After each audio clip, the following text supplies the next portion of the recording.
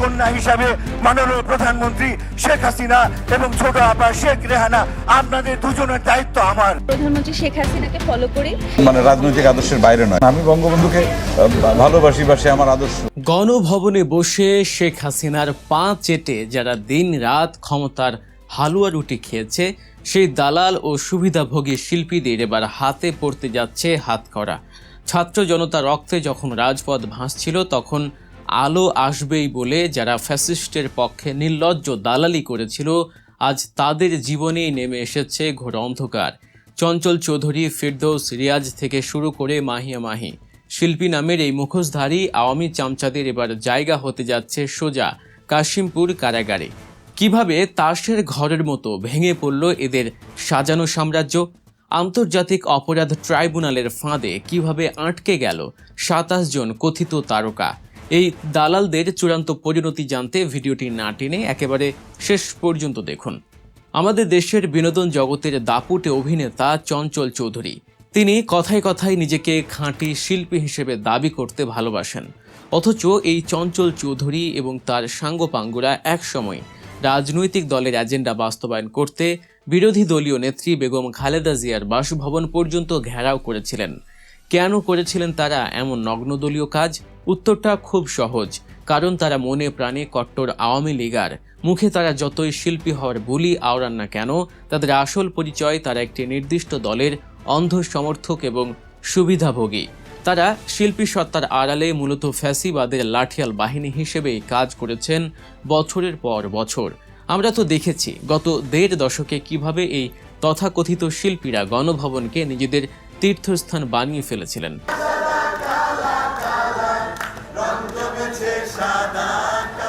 শেখ হাসিনার পদধূলি নেয়া, তাকে ৫০০ সালাম ঠোকা আর তার চাটুকারিতা করার এক অঘোষিত প্রতিযোগিতায় নেমে উঠেছিলেন তারা।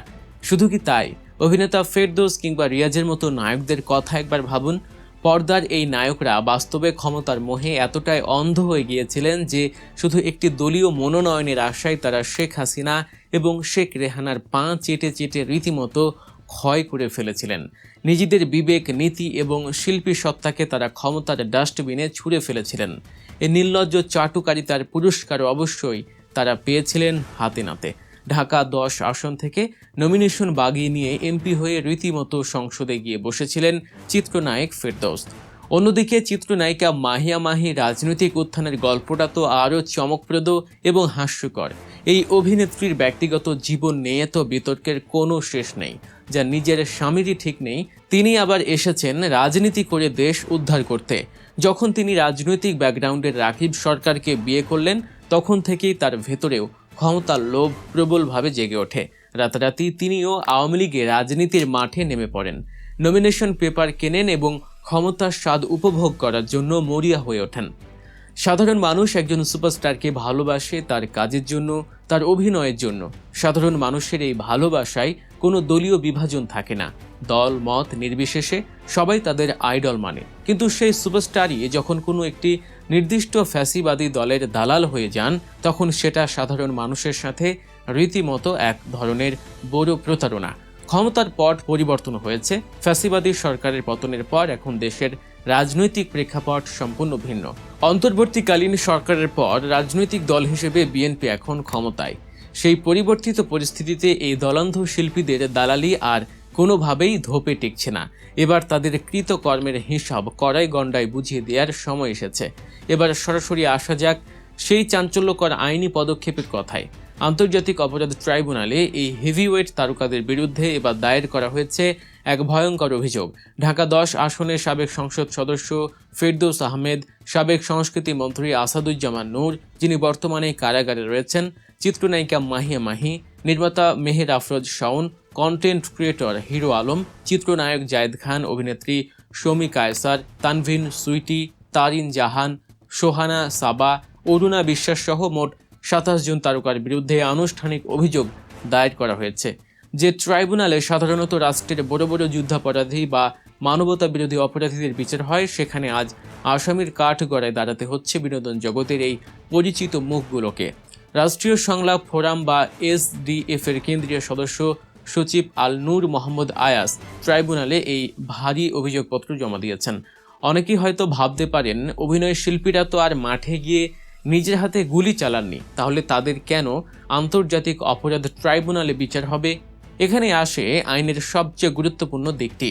আন্তর্জাতিক অপরাধ ট্রাইব্যুনাল অ্যাক্ট 1973-এর ধারা অনুযায়ী শুধু সরাসরি অপরাধ সংগঠনই অপরাধ নয়, বরং যারা কোনো দমন পীড়ন, নৈতিক সমর্থন দেন, উস্কানি দেন বা ইন্ধন যোগান, তারাও সমান মাত্রায় অপরাধী হিসেবে গণ্য হবেন। অভিযোগপত্রে স্পষ্ট বলা হয়েছে, জুলাই মাসের ছাত্র জনতার গণ অভ্যুত্থান চলাকালে যখন সাধারণ শিক্ষার্থীদের উপর নির্মম দমন পীড়ন ও হত্যাযজ্ঞ চালানো হচ্ছিল, তখন এই অভিযুক্ত তারকারা সরাসরি অপরাধীদের পক্ষ নিয়েছিলেন। তারা শুধু নীরবই থাকেননি, বরং সোশ্যাল মিডিয়ায় এবং টেলিভিশনের পর্দায় এসে সরকারের পক্ষে সাফাই গিয়েছেন এবং আন্দোলনকারীদের বিরুদ্ধে উস্কানি দিয়েছেন। রাষ্ট্রবিজ্ঞানের ভাষায় একে বলা যায় কালচারাল হিজিমনি বা সাংস্কৃতিক আধিপত্যবাদ। রাষ্ট্রের একটি নির্দিষ্ট দলের এজেন্ডা বাস্তবায়নের জন্য প্লট, ফ্ল্যাট বা রাষ্ট্রীয় পুরস্কারের মতো অনৈতিক সুবিধার লোভে তারা নিজেদের বিবেককে সম্পূর্ণ বিসর্জন দিয়েছিলেন। এই তারকাদের বিরুদ্ধে অভিযোগের সবচেয়ে বড় এবং শক্ত আইনি ভিত্তি হচ্ছে তাদের ডিজিটাল ফুটপ্রিন্ট। আন্দোলন চলাকালে এই তারকারা আলো আসবেই নামের একটি গোপন হোয়াটসঅ্যাপ গ্রুপ খুলেছিলেন। ক্রিমিনাল জাস্টিস সিস্টেমে এটিকে ক্রিমিনাল কনস্পিরেসি বা অপরাধমূলক ষড়যন্ত্র হিসেবে দেখা হয়। এই গ্রুপের চ্যাটের স্ক্রিনশট যখন ফাঁস হয়, তখন পুরো দেশ শিউরে উঠেছিল। সেখানে দেখা যায় প্রবীণ অভিনেত্রী অরুণা বিশ্বাস আন্দোলনকারী ছাত্র জনতার উপর গরম পানি ঢেলে দেওয়ার মতো অত্যন্ত অমানবিক এবং পৈশাচিক প্রস্তাব দিচ্ছেন। ডিজিটাল সিকিউরিটি এবং এভিডেন্স অ্যাক্ট অনুযায়ী এই হোয়াটসঅ্যাপ চ্যাটগুলো আদালতে অকাট্য প্রমাণ হিসেবে কাজ করবে। মজার ব্যাপার হলো, এই তালিকায় এমন আরও কিছু নাম আছে যারা সব সময় নিজেদের সাধারণ মানুষের লোক বলে দাবি করেন, যেমন হিরো আলম বা জায়েদ খান। হিরো আলম সবসময় নিজেকে বঞ্চিত মানুষের প্রতিনিধি হিসেবে জাহির করলেও এই অভিযোগপত্র প্রমাণ করে যে তিনিও মূলত সুবিধা সন্ধানী ছিলেন। সাধারণ মানুষের দৃষ্টি মূল সমস্যা থেকে অন্যদিকে ঘুরিয়ে দিতেই এই ধরনের বিনোদনমূলক চরিত্রগুলোকে সুকৌশলে ব্যবহার করেছিল পতিত সরকার। এছাড়া অপপ্রচারের অন্যতম বড় একটি মাধ্যম ছিল অনুগত গণমাধ্যম। এই অভিযোগপত্রে শুধু বিনোদন জগতের তারকারাই নন, যুক্ত করা হয়েছে গণমাধ্যমের পরিচিত কিছু মুখকেও। চ্যানেল আইয়ের উপস্থাপিকা সোমা ইসলাম এবং আলোচিত সাংবাদিক আনিস আলমগীরকে এই তালিকায় রাখা হয়েছে। সাংবাদিকতার নীতি বা এথিক্স অফ জার্নালিজম ভঙ্গ করে তারা বস্তুনিষ্ঠ সংবাদের বদলে একপেশে খবর প্রচার করেছেন। টকশোতে বসে মিডিয়া ট্রায়াল চালিয়ে যৌক্তিক আন্দোলনকে বিতর্কিত করার সর্বাত্মক চেষ্টা তারা করেছেন। এখন প্রশ্ন হলো, আইনি প্রক্রিয়াটি ঠিক কিভাবে এগোবে? আন্তর্জাতিক অপরাধ ট্রাইব্যুনালের প্রসিকিউশন টিম প্রথমেই এই অপরাধগুলোর উপর একটি প্রি ট্রায়াল ইনভেস্টিগেশন বা প্রাথমিক তদন্ত পরিচালনা করবেন। তারকাদের ডিজিটাল প্রমাণ, ভিডিও ফুটেজ এবং পাবলিক সেন্টিমেন্ট যাচাই করা হবে। প্রাথমিক সত্যতা প্রমাণিত হওয়ার সাথে সাথেই ট্রাইব্যুনাল থেকে সরাসরি অ্যারেস্ট ওয়ারেন্ট বা গ্রেফতারি পরোয়ানা জারি করা হবে।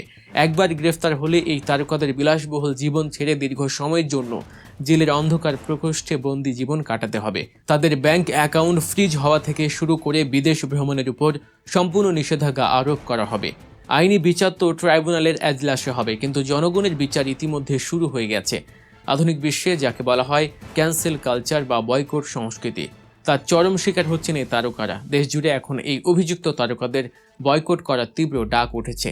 বিভিন্ন বাণিজ্যিক প্রতিষ্ঠান ইতিমধ্যেই তাদের ব্র্যান্ড অ্যাম্বাসেডরের পদ থেকে এসব তারকাদের বাদ দিতে শুরু করেছে। জনগণের ভালোবাসা পেয়ে যারা একদিন তারকা হয়েছিলেন, আজ সেই জনগণের প্রত্যাখ্যানের কারণেই তাদের ক্যারিয়ার চরম হুমকির মুখে এসে দাঁড়িয়েছে। দর্শক, শিল্পীদের এই চরম পতন এবং তাদের বিরুদ্ধে দায়ের করা এই মামলা নিয়ে আপনার কি মতামত? আসলেই কি এদের গ্রেফতার করে দৃষ্টান্তমূলক শাস্তি দেওয়া উচিত? কমেন্ট করে অবশ্যই আপনার মূল্যবান মতামত আমাদের জানাবেন। ভিডিওটি ভালো লাগলে লাইক ও শেয়ার করতে ভুলবেন না। নিত্য নতুন সব চাঞ্চল্যকর খবর এবং বিশ্লেষণধর্মী ভিডিও পেতে গল্প নিউজ চ্যানেলটি সাবস্ক্রাইব করে বেল আইকনটি বাজিয়ে দিন। ভালো থাকবেন, সুস্থ থাকবেন, সত্যের সাথে থাকবেন। আল্লাহ হাফেজ।